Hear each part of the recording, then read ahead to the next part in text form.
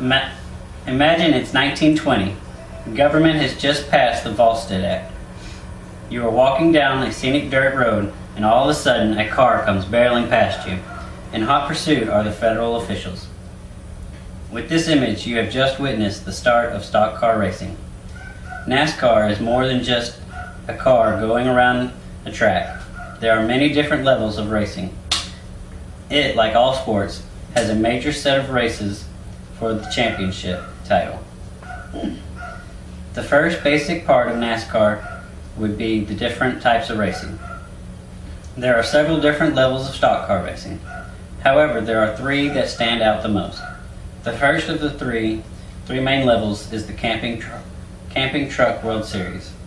This is probably the lowest. It's a bunch of trucks that just drive around in a circle. Nobody really cares. The second is the Nationwide Series. This is the minor leagues.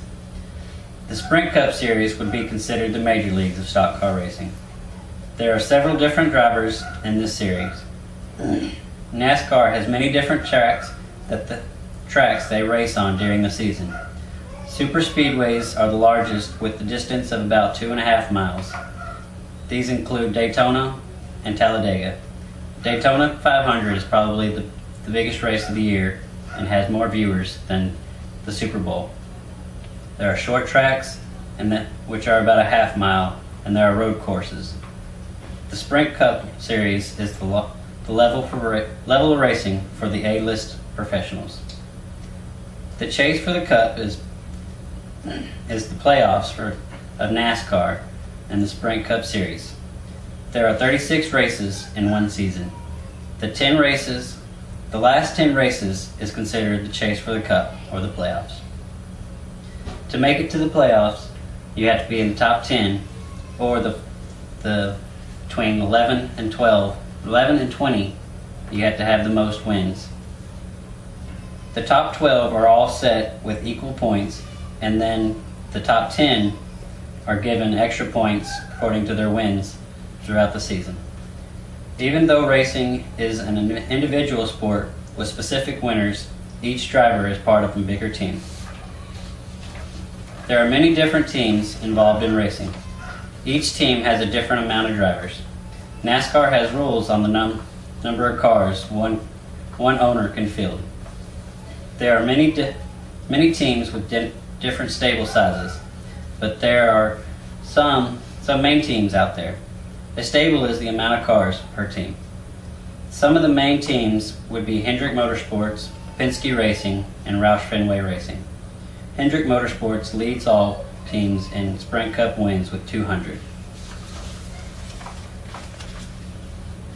This is Jimmy Johnson and his car owner after he won the 200th win.